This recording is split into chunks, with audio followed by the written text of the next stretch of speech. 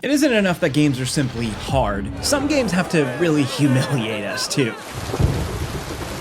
Today we're exploring 20 games that just stomp on our spirits and tease us for making even the smallest of mistakes. Sometimes it's just a joke, and sometimes bad gameplay earns you a permanent status effect that makes the rest of your in-game life worse. So here are some of the best, meanest humiliations in video games. Starting off at number 20, Middle-earth: Shadow of War is weirdly a spiritual sequel to Batman Arkham Asylum in a way. The combat is similar, the stealth is similar, and the way enemies clown on you after death is really similar. In Batman, famous villains show up to dunk on Batman's corpse after a defeat. You know, it's famous at this point. But the orcs here rub salt in the wound thanks to the game's genius nemesis system. So instead of just saying you suck in funny ways, the orcs then also level up and become stronger because they've just defeated a legendary opponent, meaning you. You must crave death.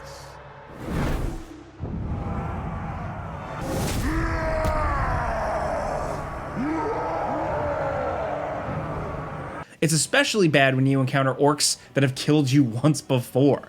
They'll laugh at you even harder the second time around. They don't even take you seriously, and they're stronger, so you'll have a harder time taking them down. Don't even think about dying again to the same orc, like you'll be the laughing stock of Middle-earth forever. Even if you manage to kill orcs, sometimes they'll come back and seek revenge. They'll gain some new abilities based on your kill method and then fight even harder. And they'll laugh over your dead body, even worse, if they actually succeed at taking you out. This might be the biggest example of a single-player game altering enemies specifically to burn you, both literally and figuratively, for not being good enough, you know? It's an incredible system that also just makes us feel like complete losers when you screw up.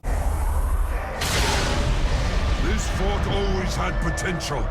And now that there's a smarter war chief in charge, me, it'll be the pride of Mordor! Next, over at number 19, doing incredibly stupid things for no good reason is really an important part of playing video games. If you're not throwing yourself off cliffs for no reason or crashing cars for fun, then what are you even doing playing video games, you know? One incredibly stupid decision earned us the humiliating trophy at the start of Prey. The no-show achievement is your reward for messing around and finding out. So at the very start of the game, you're trapped in a simulation of your own life. It's really just a cage you'll break out of in the first 10 minutes of gameplay after this alien invasion interrupts your captivity on a space station. Look, there's like a fake helicopter on the roof of your fake apartment, and discovering this whole secret is a big surprise, but we're not talking about like the twist in video games. We're talking about humiliating rewards. And if you're somehow dumb enough to kill yourself with the helicopter blades in the first 7 seconds of gameplay, you'll actually earn the no-show trophy as a permanent reminder of your incompetence. Now, all your friends can see that you died in a way most people wouldn't even consider. Like, how did you screw that up, dude? Honestly, we never even knew this was a thing in Prey, and knowing now, it's funny enough that we had to just go and unlock it for ourselves. Next to number 18, never take a bad deal in Baldur's Gate 3. The Twisted Witch Auntie Ethel is a major antagonist of Act 1, and she's got a bridge to sell you. The trickiest witch in the game throws layers of illusions and lies to really confuse players as they delve down into her dungeon. But one of the worst outcomes comes from just outright player stupidity. So if you're dumb enough to take a deal with Auntie Ethel, you deserve everything you get. And you can offer partial blindness. So early in the game, she will try to help you. She'll offer to remove the Mind Flayer tadpole parasite that's in your brain, which is, you know, the main goal of a big part of the game. So it isn't very likely some random hag will solve that problem for you that early on, right? So if you're so naive you think a strange woman in a bog can help you, you can offer your eye in exchange for getting rid of the parasite. Well, that depends on the job. Removing a parasite is no small feat. But I like you, Petal. So I'll only ask for something small. One of your pretty little peepers. Oh dear, you don't have one to spare. Terribly sorry, Petal, but no deal for you. Well, this is going to shock everyone, but it doesn't work. She takes your eye and permanently lowers your perception. So every perception check is disadvantaged, which means that whenever you roll multiple dice, you'll always select the lower number. That's a gigantic problem, and it'll stick with you for the rest of the game. On the other hand, your, eyeless face is a little more intimidating and cool looking, so maybe that's worth it? I don't know. Next, over at number 17, full motion video, or FMV, was a cutting-edge video game technology in 1995. It allowed video games to have movie-quality cutscenes, but a lot of developers mostly used it to stick a fading celebrity in front of a green screen and have them insult the player.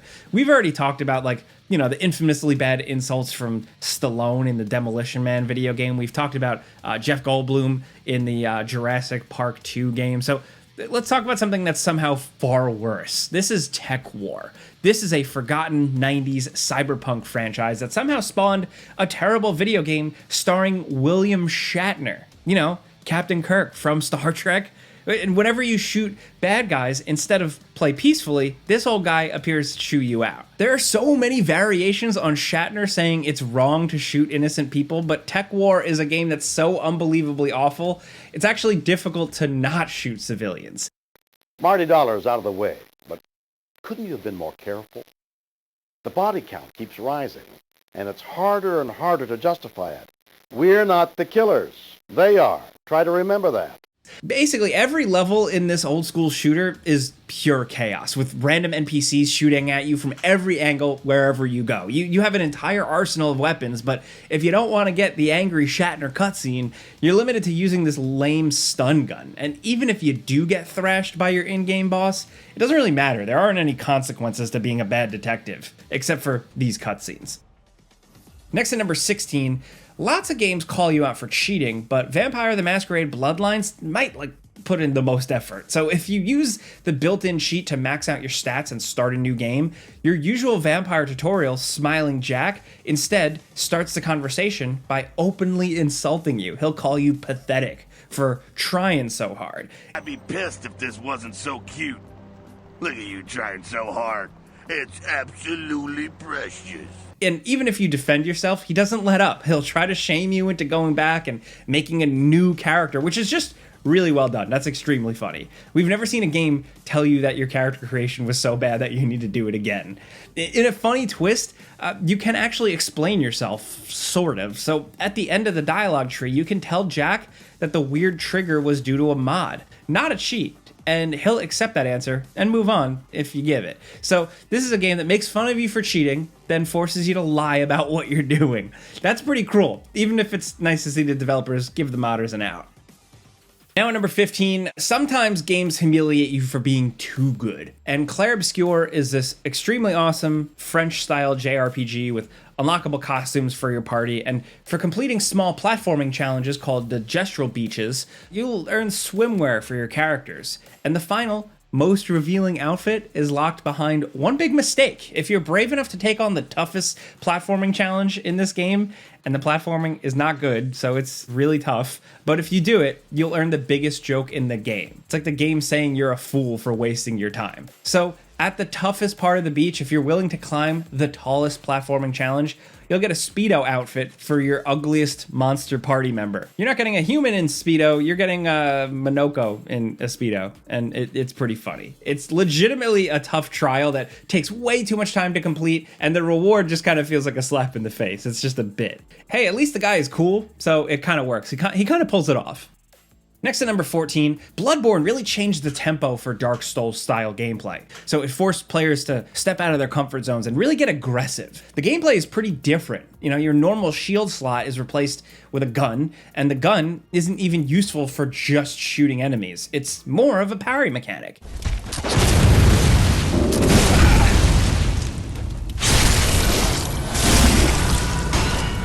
Hunters use it right before an attack lands to stun enemies, and then that leaves them open to more powerful counterattacks.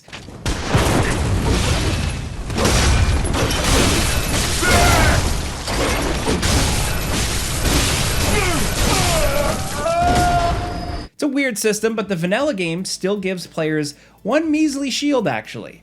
and it teases you in the description if you want to use it. The shield is found really early in the game. On the ground past the Cathedral Ward checkpoint lantern, it's pretty impossible to miss, and the description makes it clear that you're not supposed to use it. The shield is like a rickety wooden piece of crap that can't be upgraded or fortified or anything, and it's described as being ineffectual against the strength of beasts. Later in the description, it even implies that using a shield encourages passivity, which is a very Dark Souls way of insulting players for being too skittish with shields.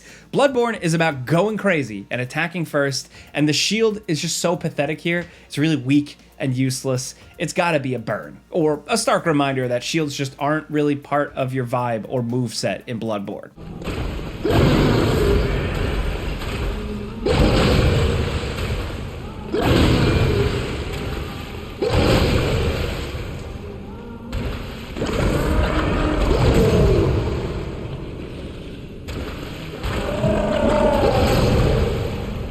Next at number 13, Disco Elysium wants you to be like a hobo cop, like a drunk, stupid, mean, oafish guy that bumbles through situations and says the most outlandish things possible. You're not meant to be like a normal, awesome, elite police officer super cop or anything like that. In a game full of colorful characters and the absurdism is really pushed to the max, the most insulting thing the game can do is just say you're boring. And that's exactly what happens if you choose the most straightforward answers to your problems. Disco Elysium is a game that's just overflowing with personality. When your volunteer detective laments on his lost gun, he thinks, the world is so big, but my gun is so small. Between popping pills and making yourself the opposite of sober. This story is anything but boring, so choosing standard answers where you swear to uphold the law no matter what, even in a gray situation, you'll just earn the boring cop capo-type. So instead of playing along with the game, you're fighting against its nature. When you choose to be an apocalypse cop, an art cop, or a superstar cop, being a boring cop is like a nuclear level diss on your playstyle.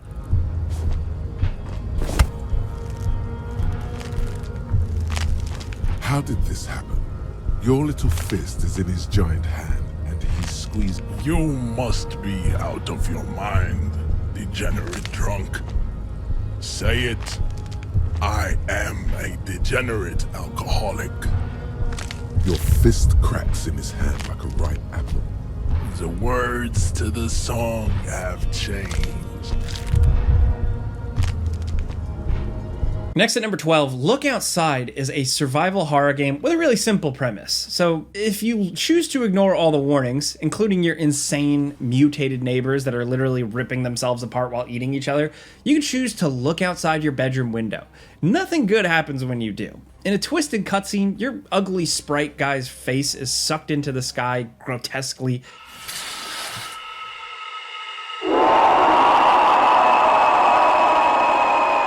And it isn't the only big mistake you can make in Look Outside. So the biggest we told you so moment happens at the very end of the game. After defeating the final boss and surviving the outside, you're offered one final choice. You can look at the godlike creature in the sky and truly perceive it. All of it. If you agree to this, obviously bad idea, then you'll witness a creature that's so massive, so unbelievably vast in scope that it rips your mind apart and transforms your puny human form into a rampaging monster that just like blights planet Earth forever. Yes, this is a real ending in this game, and you'll earn it for making the dumbest decision possible.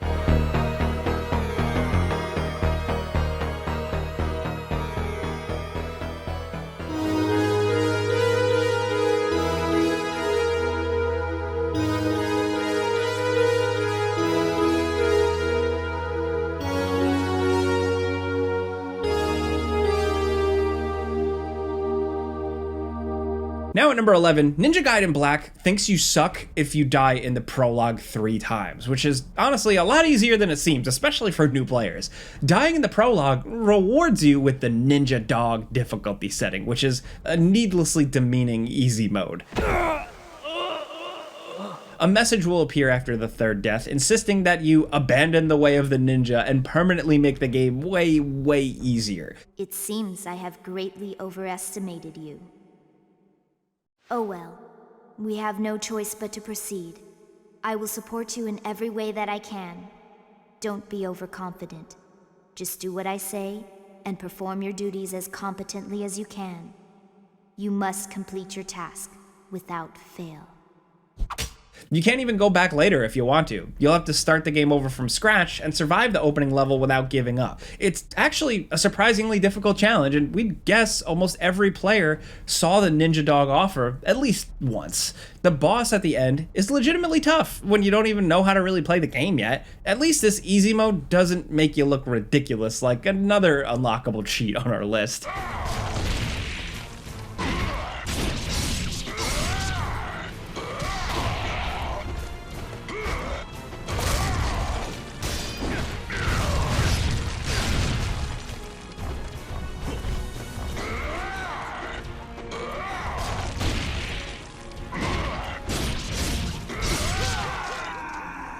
Next at number 10, this easy mode is a lot more humiliating. The chicken hat you get here is just dumb piece of headwear that you earn in Metal Gear Solid 5 for just being really bad at the game. And we mean that because there are actually two different chicken hats. The normal chicken hat is unlocked by activating it in the game options menu. Wearing it allows you to get caught 3 times without being spotted, but if you die with the chicken hat on, you'll get a special variant called the Lil Chicken Hat that turns you completely invisible to all enemies. Both hats are completely ridiculous looking. They imply that you're a big chicken for using them, and they make the game insultingly easy. And this is a game where getting caught doesn't matter that much. I mean, you can still fight your way out of a bad situation or run and hide, earn a worse score on a mission. Scores don't matter too much, but the chicken hats really add insult to injury by also tanking your mission score at the end, and you look like a clown.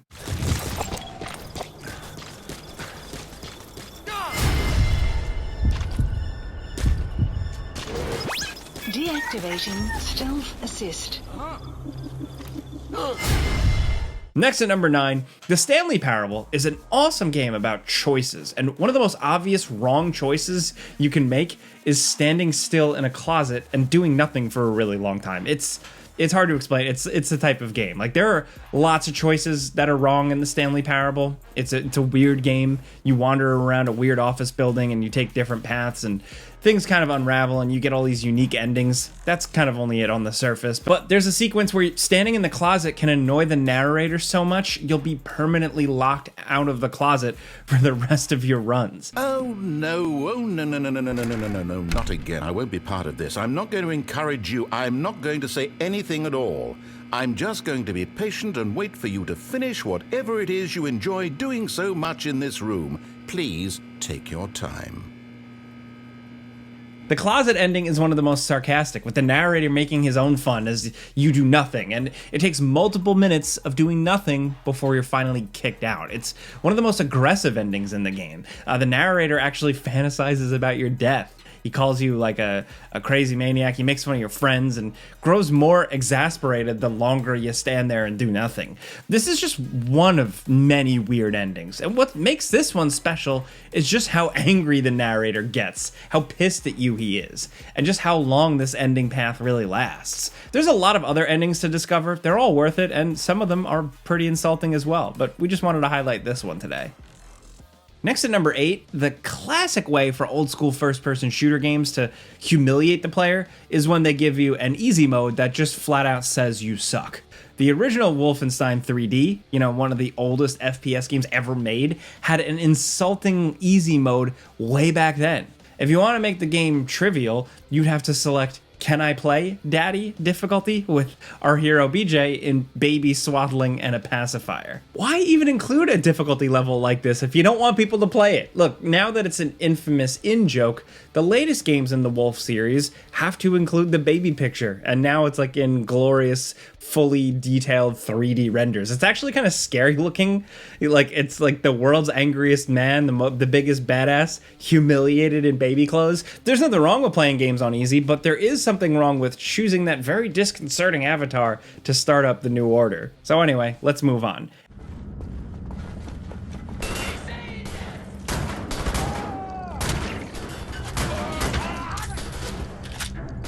At number 7, The Messenger forces you to pay up after every death, but you don't pay with whatever you already have. So at the start of the game, you encounter a demon guy that revives you at the previous checkpoint. As payment for his services, he'll hang out near your character and steal all the currency you collect for himself. He's like an extremely proactive debt collector. So instead of taking your money, he takes all your future earnings until you've paid him back. It's a nasty, totally visible way of watching your valuable loot disappear before your very eyes. And it reminds you to stop playing so badly. And if that wasn't enough, this guy also makes fun of you whenever you die. He has a different text description for like every different type of death, and this little guy loves to see it. The worse you play, the more he gets paid. This mechanic is just way too real. We're not supposed to think about fiscal responsibility while playing video games, but here we are. Next at number 6, another game with an easy mode that makes us feel dirty is Devil May Cry 3. This game bombards the player with easy mode offers way too quickly, a lot like Ninja Gaiden. It's offered here if you die 3 times in a row, which is a lot less likely than dying 3 times in total in Ninja Gaiden, but it's still cruel because the easy mode offer never stops. It'll continue to hound you through the rest of the game if you keep getting your ass kicked, offering this baby hand if you're struggling against like any of the big bosses. It's humiliating and it can't be changed once it's activated too. Even worse, Devil May Cry 3 and other games in the series will unlock automatic controls after easy mode is unlocked. This control scheme makes combos initiate automatically with very minimal button pressing. But because control is taken away from the player, you actually can't perform Dante's full repertoire of moves, so you end up missing out.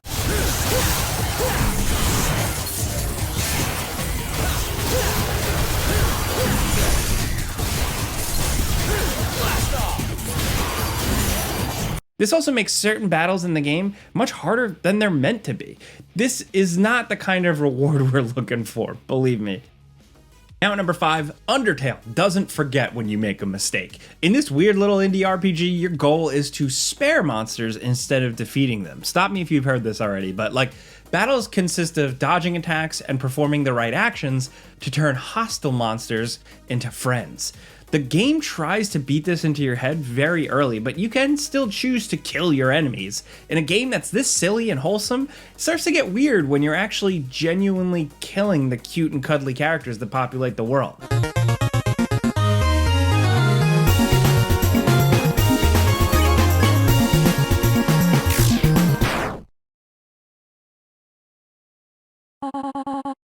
And the game won't let you get away with save scumming so easily. So if you kill the first boss and then reload your save file to try again a different way, the evil character Flowey will appear and taunt you, breaking the fourth wall. He'll start with saying like, you think you're really smart, don't you? And continue from there. He'll call you a murderer, just make you feel really dang bad for what was probably an honest mistake.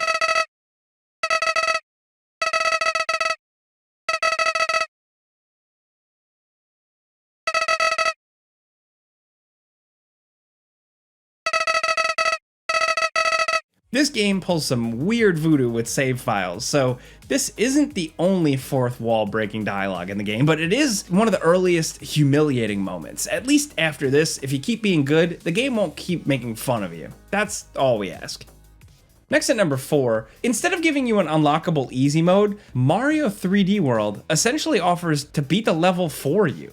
For losing a life 5 times in the same level, players earn a special block that always gives you an invincibility leaf, the ultimate symbol of giving up.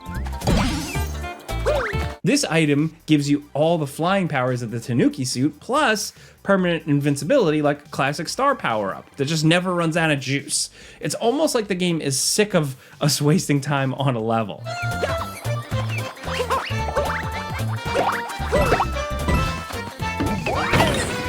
It wants us to just move along, stop trying, just give up, admit defeat. But we're too stubborn for that. We don't want this thing. Granted, they probably introduced this one for young kids playing who just, can't hack it, but, whatever. I'm an adult playing a Mario game and I want to do it for real.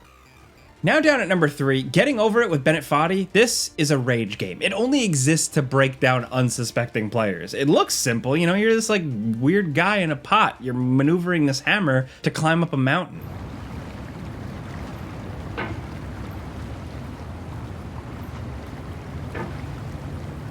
The gameplay is just simple enough to make you think that this thing is possible, but it isn't. It is an elaborate prank. It's a joke in the form of a game in a lot of ways. You're gonna try climbing the mountain and you're gonna fail over and over and over again. All while you're climbing, a calm narrator explains exactly what this game is. An asset dump that's designed to be as difficult as possible to control. And B games are rough assemblages of found objects. Designers slap them together very quickly and freely, and they're often too rough and unfriendly to gain much of a following. They're built more for the joy of building them than as polished products. There's no saving because you're always in danger of losing all your progress whenever you screw up. Climbing the mountain, one arduous cliff at a time, becomes a game of mental gymnastics, really, as the pressure just kind of ramps up with every little difficult bit solved. One slip up and you could tumble all the way back down. The narrator explains that the challenge is real because you were never meant to actually make it to the top. That honestly only makes us want to climb the mountain more, and we've all fallen into that trap. Anyway, when you start sexy hiking, you're standing next to this dead tree that blocks the way to the entire rest of the game. It might take you an hour to get over that tree, and a lot of people never got past it. You prod and you poke at it, exploring the limits of your reach and your strength, trying to find a way up and over. And there's a sense of truth in that lack of compromise. Most obstacles in video game worlds are fake. You can be completely confident in your ability to get through them once you have the correct method or the correct equipment or just by spending enough time.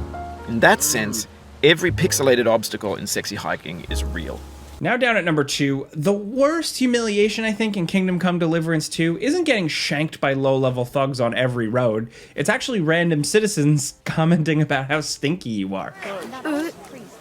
You reek! You ought to be ashamed walking around smelling like that. Some of these citizens are downright rude when they see you. They'll loudly and angrily demand you hit the bricks when your smelly ass shows up. Good lord!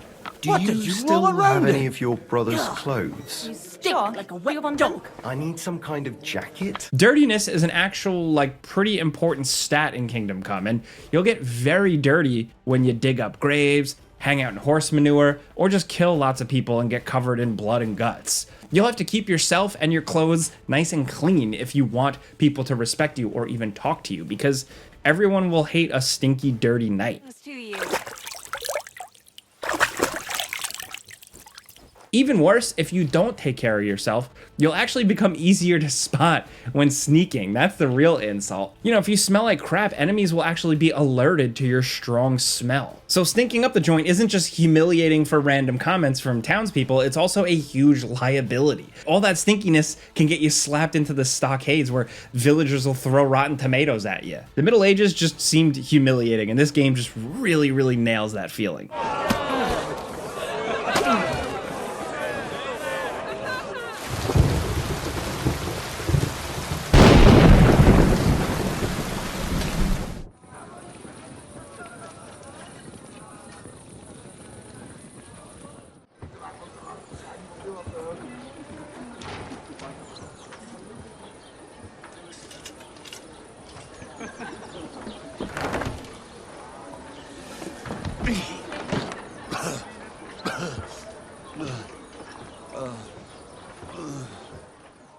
Now at number 1, XCOM 2 War of the Chosen. Now, the Chosen just exist to humiliate players in XCOM 2 here. All they do is talk shit, they insult puny human brains, and they just clown on your forces with a lot of dirty tricks.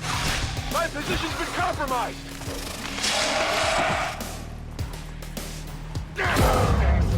That looked like it hurt. They'll call their shots before taking you out. They'll stun your soldiers and extract knowledge from their brains while just kind of laughing about it. The legendary XCOM and their noble commander, alive and in the flesh.